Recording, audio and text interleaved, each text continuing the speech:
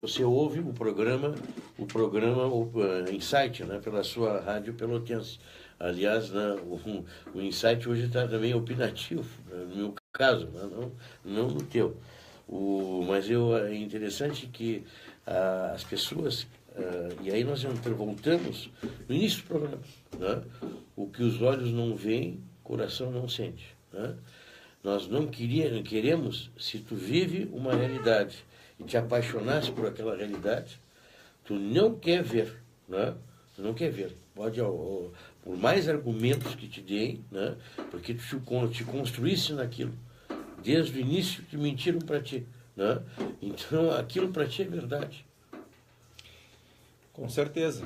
Aí entram as possibilidades de cada um. Na verdade, o nosso destino é marcado pelas nossas decisões. Se nós não somos capazes de fazer rupturas dentro de nós, com modelos, modalidades, pensamentos, modelos familiares, modelos herdados, modelos que de alguma forma, ou aspectos de modelos que de alguma forma não servem para nós, nós não criamos dentro de nós espaço para nos encaixarmos numa outra dimensão. Então, a ruptura, as modificações têm que iniciar por cada um. À medida em que eu me modifico, eu passo a questionar ou a não aceitar determinadas coisas. A partir daí surge o diálogo. Eu vou votar diferente, eu vou fazer escolhas diferentes, eu vou me conduzir diferente, eu vou tratar as pessoas diferente. Por quê? Porque eu modifiquei. Então, a modificação não tem que iniciar pelo outro, tem que iniciar por mim. E aí se transforma... Mas é difícil romper, Newton. Então, porque é cultural. Sim. Vamos pegar o exemplo do repórter que tu fez a menção, no norte-americano. Né? É evidente que o norte-americano é uma sociedade capitalista, né? Na sua essência. Sim. Para ele, o fundamental é o capital, $1 milhão. Né? Não adianta, está na cultura dele. Né? Ele já está, aquilo já faz parte dele. Né? E a mesma coisa que nós também temos as nossas culturas e temos as nossas imagens. Olha, nós idolatramos, né? Ou idealizamos figuras que representem, por exemplo, a pobreza, que é a maior parte do mundo, do Brasil, né? A grande parte a pobreza, e achamos que na pobreza está a solução. Né? Filhos da pobreza, e não é bem assim. Né? O filho da pobreza pode também não estar muito bem mentalmente. Né? Até o contrário. Hoje você sabe cientificamente que a criança mal alimentada, pelo menos nos primeiros 3 anos de vida, certamente vai ser uma criança que vai ter dificuldade para pensar ao longo de toda a vida. Ela é vítima da realidade, mas ela não deixa de ser vítima. Leandro, ontem estavam anunciando nos programas de televisão 800 milhões de pessoas passam fome no mundo, em especial na África. Mas não só na África. 800 milhões só na América Latina. Na América Latina, América Central, 40 milhões de pessoas passam fome, são subnutridas, ou seja, não comem o suficiente para viverem bem, para terem um cérebro, os neurônios em condições para poder desenvolver a vida. 40 milhões só na América Latina. No mundo todo, 800 milhões, sendo que a maioria dessas pessoas é criança. E ninguém faz nada, ninguém está preocupado com isso. Por quê? Porque são países muito pobres que não tem nada para oferecer em troca da ajuda humanitária. A não ser essas ONGs, Médicos Sem Fronteiras e tantas outras que recebem dinheiro, evidentemente, que não trabalham de graça, mas que se dedicam a vida de uma forma maravilhosa a ajudar essas pessoas necessitadas. Mas são 800 milhões, é quase 1 bilhão de pessoas, sendo que a maioria é criança. Da onde sai que nós tenhamos que viver desse jeito? E aí o louco da Coreia do Norte mandando míssil a cada instante, que cada míssil deve valer $100 milhões, porque se ele não mandar, os Estados Unidos entram e destroem o país inteiro. Ele tem que estar ameaçando matar a população do país do lado, 1 milhão de pessoas por hora se sair uma guerra, de civis mortos na Coreia do Sul, para os Estados Unidos terem um respeito e a própria comunidade internacional dizer para os Estados Unidos, não invadam, que eles vão matar 1 milhão de pessoas por hora, e vão matar, é evidente que vão. Então, ver a que nível chega as relações humanas das pessoas supostamente mais inteligentes. Agora, Newton, usando o termo louco, né? No trivial, não um técnico, né? Mas a Coreia do Norte tem um louco, né? Na frente, né? E os Estados Unidos não fica atrás. Também tem um louco, né? Que foi eleito, foi escolhido pelo próprio povo. Então quer dizer, veja que a loucura, né, das escolhas também Viram o que nós estamos falando? Esse é um exemplo. Ninguém tem dúvida de que o presidente dos Estados Unidos é louco. Eles já não têm mais dúvida, estão arrependidíssimos. Mas um foi escolhido. Bom, e depois de uma pessoa sensata. O Obama, por mais que ele possa ser criticado numa infinidade de coisas, era uma pessoa sensata. Com a sua mulher, com seus filhos, com seus amigos, fez um governo pacífico, etc, etc. Bom, mas de repente não teve aquilo que os americanos precisam. Sangue. Conflito, sangue. Eu sou o melhor, eu sou o primeiro do mundo. Bom, se a sensatez não dá isso para eles, precisam de uma pessoa que dê, evidentemente. Então, e aí, vamos pegar esse modelo e trazer para nós. Nós escolhemos as pessoas assim, a situação chegou no ponto que chegou porque nós, enquanto sociedade, criamos isso. Tá bem, as pessoas deveriam ter o bom senso de serem escolhidas para fazerem outra coisa. Não fizeram, a parte delas, é evidente. Mas nós não tivemos a saúde mental de chegar. Imaginando, Newton, né? Nós aqui no Brasil, o que nós elegemos? Qual é a saúde mental das pessoas que nós elegemos? Em especial a psicopatia, que é a mais grave de todas as doenças mentais. A psicopatia nos cativa. Sim. Não é perigoso, né? Nos seduz. Porque a psicopatia tem essa característica do indivíduo se fazer de vítima, de fazer um discurso histérico, gritando, como se fosse um teatro. O palco é um teatro, onde ele diz coisas que ele nem se importa se aquilo é verdade ou mentira, porque ele está representando, é um palco que ele está representando. Então são pessoas com características muito histéricas, a representação toda tem que ver com mecanismos de defesa histéricos do ego. É um mecanismo, são formas de expressão, digamos para dizer de uma forma simples. Então o indivíduo vira um palhaço, vira um mímico, vira qualquer coisa no palco e diz qualquer coisa que te chame a atenção e que tu perca a capacidade de avaliar aquilo com profundidade, no sentido de saber se o que ele está dizendo é verdade ou é mentira, até onde ele diz, e ele tem uma habilidade muito grande. Então ele usa essa habilidade muito grande para enganar as pessoas. E o que ele tem por trás dele como projeto é algo que nem pode ser falado porque é no mínimo horroroso. Então as pessoas enxergam o que ele quer que vejam. Aí está. Os olhos veem e o coração não sente. Viste? Dizem que o que os olhos veem, o coração sente. O que os olhos não veem, o coração sente. Então, o coração sente o que os olhos veem, diz assim. Nesse caso, as pessoas veem e o coração não sente. Porque o indivíduo esconde esse lado. Fizemos referência no primeiro bloco do programa, o Joesley Batista ontem, na audiência, se fazendo de infeliz, pobre coitado, foi vítima. Isso é uma psicopatia. O indivíduo não tem a coragem de dizer, não, eu roubei, eu fui ladrão mesmo, eu mereço. Como em algum momento, aquele que usava peruca, como era o nome, o empresário que usava peruca. Me foge, de qualquer maneira, mas é a contradição do comportamento. Mas ele foi mais corajoso, porque ele foi preso pela Polícia Federal e disse, olha, eu realmente errei, eram as regras do jogo, não tinha saída, para poder ficar rico tinha que errar mesmo, porque a proposta era essa, senão a gente não fica rico, eu queria ficar rico, eu errei, bom, agora vou pagar pelo que eu fiz. E ponto final. Ike Batista. O Ike Batista disse isso, pelo menos teve a coragem de reconhecer e vai pagar pela opção dele, ele fez essa escolha, conscientemente, correu o risco, foi pego, bom, outros tantos fizeram e não foram pegos. Bom, mas os outros, aí tu não vê a psicopatia. Tu vê o indivíduo que, coitado, precisava até mostrar essa importância.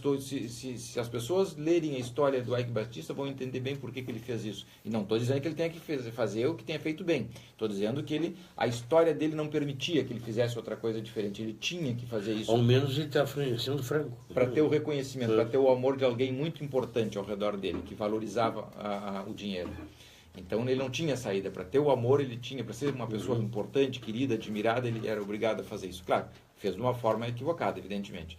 Mas Newton, os outros não. Existe amor nessa relação que tu precisa ter poder para ter o amor? Depende.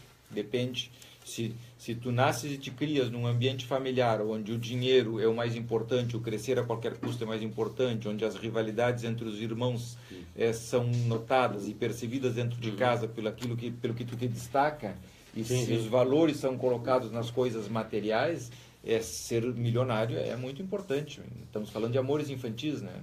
Os amores infantis nos acompanham para sempre. Aquilo que na nossa história foi importante, na nossa história infantil foi importante, segue sendo na história adulta. Só mudam os personagens, mas a história é a mesma. Então nós escolhemos pessoas que de alguma na vida adulta que vão dramatizando conosco os nossos amores infantis. Então, se tu nasce e te cria num ambiente onde os irmãos que são mais bem-sucedidos se destacam, são vistos, são elogiados, recebem o abraço, mais valorizados, evidentemente que as crianças que têm capacidade, não têm esse discernimento todo, não têm a sorte de ter alguém, um sogro às vezes, um cunhado ou um tio que alerta para essas questões todas, se sente inferior e vão na tentativa de se valorizar e vão buscar um material para serem reconhecidos com aquele amor que nunca tiveram, porque não tinham esse Agora, destaque. isso aí, Newton, até no criar, né, a gente às vezes estabelece competições, né? Bom, esse é um ponto. Tem pais que instigam a rivalidade entre os irmãos. Tem pais que fazem os irmãos brigarem. Tem pais que instigam a luta física entre os irmãos para ver quem é melhor que o outro. Eu tenho acompanhado no consultório, por exemplo, no esporte. Pais que colocam os filhos no esporte e instigam um ser melhor que o outro.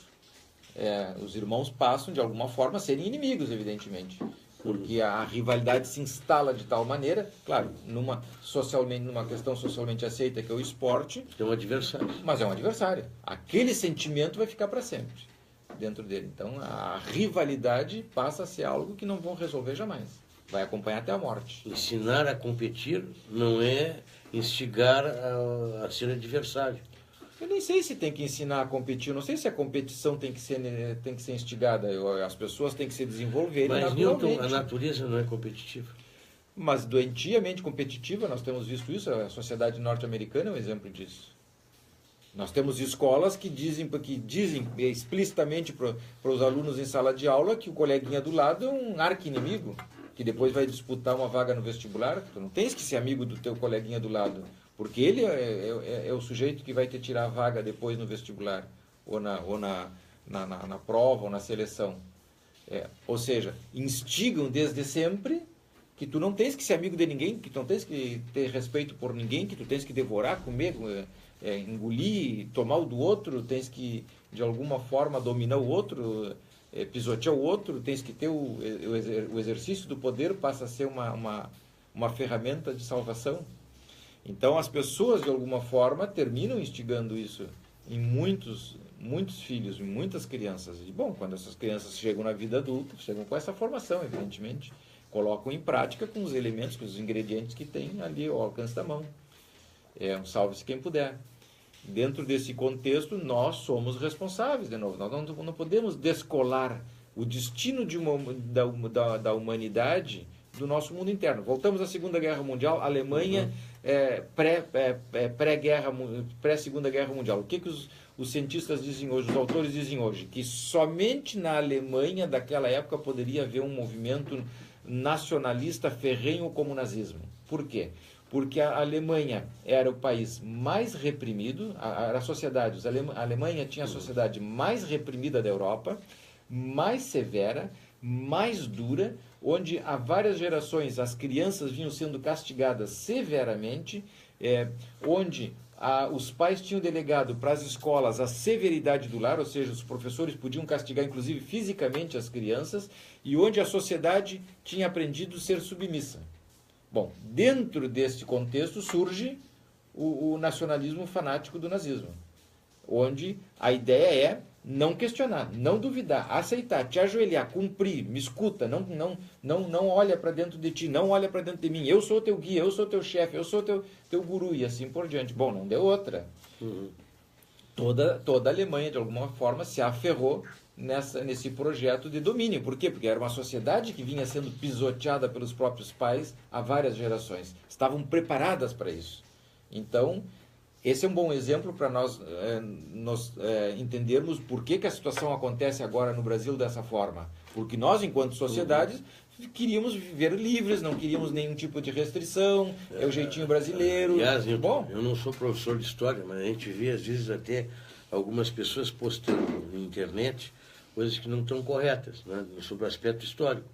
O nazismo nacionalista, né, que é o caso nazista, o Hitler, né, ele era de direita, ele não era de esquerda. Como Era de alguns direita. querem dizer. Não, era de direita. O comunismo é uma outra coisa. Tem uma discussão enorme sobre isso, né? O comunismo é outra coisa, pelo menos teoricamente é outra coisa. Né? Aí ele uniu o povo pelas dificuldades, mas ele servia o poder industrial alemão, que crescente, né? E dominando cada vez mais o mundo com a qualidade da indústria. E como concorrente, ele tinha outros países. Né? Na verdade, ele defendia o capital. Né? Ele não defendia. Então, o povo foi massa de manobra. Né? Bom, por essas circunstâncias que nós estamos falando. Então, não interessa se é direita ou de esquerda. Interessa é a intenção que o indivíduo tem dentro dele. De domínio, de poder, de manipular e tudo mais. Então, mas é fundamental que as pessoas entendam, e é muito, muito importante que elas entendam, que isso inicia em casa. Nós treinamos os nossos filhos para serem submissos, ou não. Nós treinamos, na medida em que os nossos filhos não podem nos questionar, não podem duvidar de nós, não podem, entre aspas, nos desrespeitar, estamos usando aqui o sentido de desrespeitar, entre aspas, porque não se submetem passivamente a tudo que nós achamos que tem que ser, que nos questionam, que duvidam, que não concordam, que têm estilos diferentes, que rompem com algumas modalidades nossas, e nós nos irritamos profundamente, fazemos uma força enorme para que eles se encaixem dentro do nosso modelo, nós estamos treinando eles para serem submissos ao longo da vida. Eles vão levar esse modelo para a vida adulta. E quando surgir, aparecerem, crescerem, naturalmente eles vão se submeter. Alguém que move com esse tipo de pessoa, ele conduz. Ele conduz. Mas nós ensinamos os nossos filhos a serem conduzidos. Então são os cordeiros, as ovelhas, que vão um atrás do outro, em fileirinha, guiados pelo pastor. Mas não importa se o pastor é de extrema direita ou extrema esquerda, é pastor. Ele vai conduzir igual. Vai conduzir igual. E vai conduzir para aquilo que ele quer e de repente não é o melhor, não é o melhor para todos. Te leva para o matadouro, em fila. Complicado. Nilton, nós estamos faltando apenas 5 minutos, mas a gente começou, né, na questão do sentimento, né, e entramos um pouquinho na parte política quase, né, Nilton? Mas é difícil a gente mas se sempre vacinar. Olhando a questão, desculpa, Leandro, mas sempre para as pessoas nos acompanharem em casa, sempre mostrando para as pessoas que a política está diretamente relacionada com o emocional, com o psíquico. Nós permitimos, nós criamos e nós fazemos a política. Agora, Nilton, até ontem eu li uma matéria, né, até hoje deve estar nos jornais, né, de que o Brasil e a China são os países que mais estão evoluindo nessa questão vacinal. Né? Hoje é dia D da vacinação, são 15 vacinas. Né? Pelotas tem inserido, é uma pena que tem chuva, mas é importante vacinar. Né? Isso é uma evolução, é um dos itens, né, que evolui uma sociedade. Com certeza. Né? É a vacinação, né? A erradicação de doenças, né? É menor número de ocorrências. E é uma atitude de amor dos pais para com os filhos. Os pais que amam os seus filhos, que têm essa visão protetora, essa grandiosidade, essa grandeza de pensar nos filhos, levam os filhos para se vacinarem. Porque a vacina é uma proteção. Faz parte da função paterna e materna. Né? Vacinar. Não deixe de levar o seu filho para vacinar. Hoje é o dia D. Né? No Brasil inteiro. E Pelotas também está inserida. O Estado, com 1.800 locais para vacinar. Quer dizer, na sua cidade deve ter algum local, e não só Pelotas, a gente fala para mais cidades, né? Pertinho de casa. Deve ter algum local para vacinar. Vacine. Acerte a carteira de vacinação do seu filho. São 15 vacinas, né? Alguns já foram vacinados em algumas coisas, então... Não vai precisar fazer as 15 de uma vez só, evidentemente, não se assustarem. Mas o importante é vacinar. As que estão faltando. Né? Isso aí como... pelo menos isso, né? Nós temos essas campanhas que são importantes, né, Nilton? Mas, de qualquer maneira, eu acho que a vacina contra a ilusão é pensar. E o rádio faz pensar. O que nós estamos fazendo aqui nada mais é que o exercício de pensar, né, Nilton? O exercício de pensar em voz alta, sobre coisas que habitualmente as pessoas não param para pensar.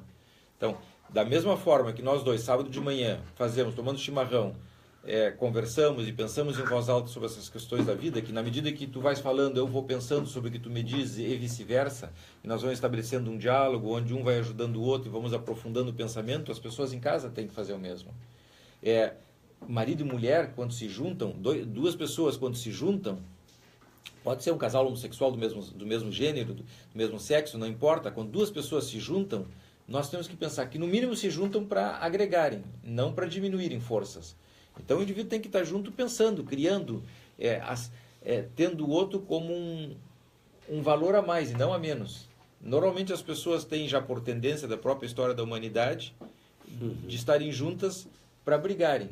O indivíduo começa a construção de uma casa. Vamos dar um exemplo. O indivíduo começa a construção de uma casa. Às vezes até se separam antes de terminar a casa. E era uma construção. Como é que uma construção pode terminar numa separação? É incompreensível desde o ponto de vista racional. Por quê? Porque aspectos totalmente ilógicos e irracionais se intrometem na relação do casal e os indivíduos terminam dramatizando coisas muito mais complicadas na hora de se unir.